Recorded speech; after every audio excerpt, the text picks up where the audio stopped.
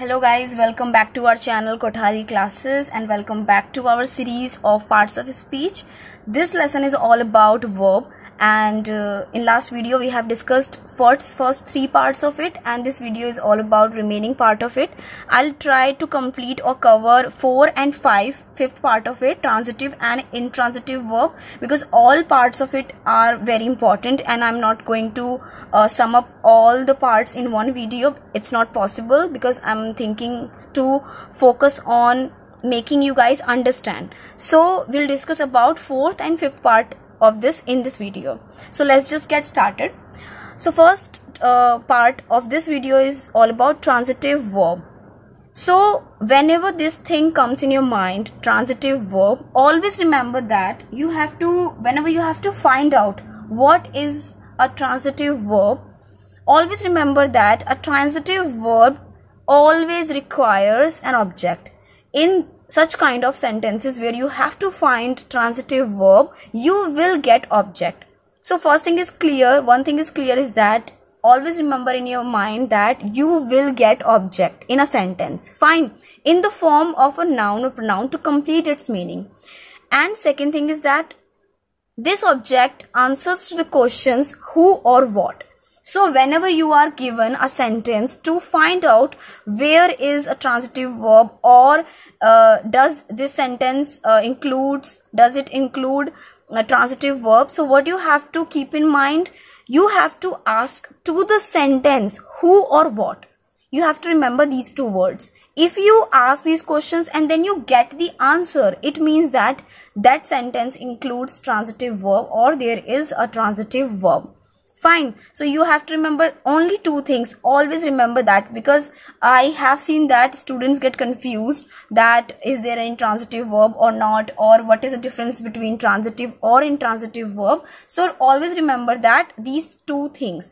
Transitive verb requires an object and transitive verb ask or answers to the questions who or what. If you get the answer, it means that is transitive verb. If you don't, then it is intransitive verb. So have a look at the sentence. The students write compositions. So I am asking to the question what? What do the students write? Compositions. Am I getting the answer? Yes, I am getting the answer. Compositions. It means that in this sentence there is a transitive verb and this sentence includes transitive verb. Second sentence, Peter loves Mary. So now again I have to ask the question, and if the object answers to the question, that is there is a transitive verb. Peter loves Mary. So I have to ask the question in the form of who. Who does Peter love? So I get the answer Mary. So it clearly shows that transitive verb always requires an object and it answers to the questions of who or what. If you get the answer, there is a transitive verb. So have a look at another example. If I say that David is eating a sandwich.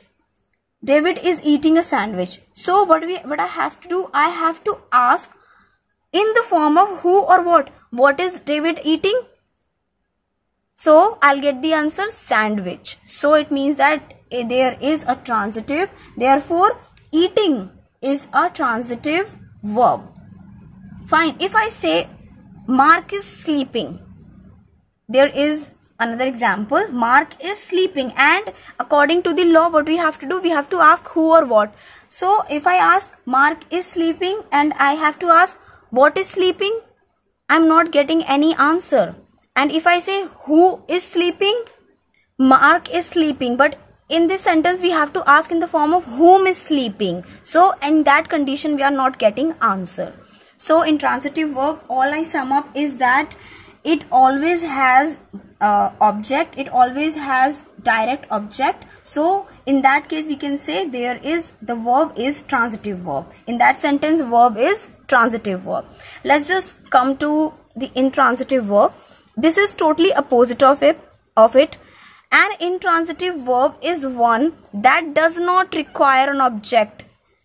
Fine. In the transitive verb we have discussed it requires, but in intransitive verb it does not require an object to complete its meaning.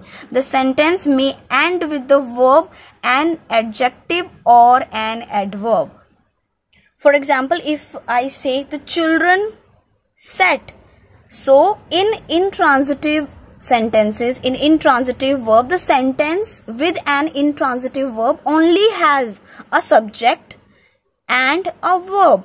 So always remember that these kind of sentences, including intransitive verb, does not require an object to complete its meaning. This sentence is complete in itself. The children sat. It does not need any other object. The children sat. It has a subject and it has a verb. So the sentence is complete in itself, and that's the symbol, that's the sign of intransitive verb. There is an intransitive verb. Fine. So what you have to do, you have to always remember that intransitive verb is such kind of verb that does not require any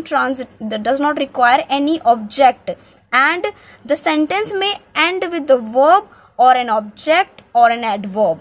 In intransitive verb this does not happen. So this is the basic difference. Or whenever we add any kind of object with that, so we have to ask the question in the form of where, when, how or why. So these are the WH family words you have to remember in intransitive verb. And in different case, if we talk about transitive, in that case we have to ask in the form of whom and what. You remember the sentence of Peter and compositions. So this is the basic difference between these two verbs. And whenever you see the sentence, always remember the basic difference, that is object and WH family law. Fine. So in this video we have discussed these two parts, and next video we'll talk about finite and non-finite verbs, and that includes 3 parts of it. So I'll cover these 2 parts in next video. So thank you so much for watching this video. If you like this video, share with your friends and like and comment on this video. Thank you.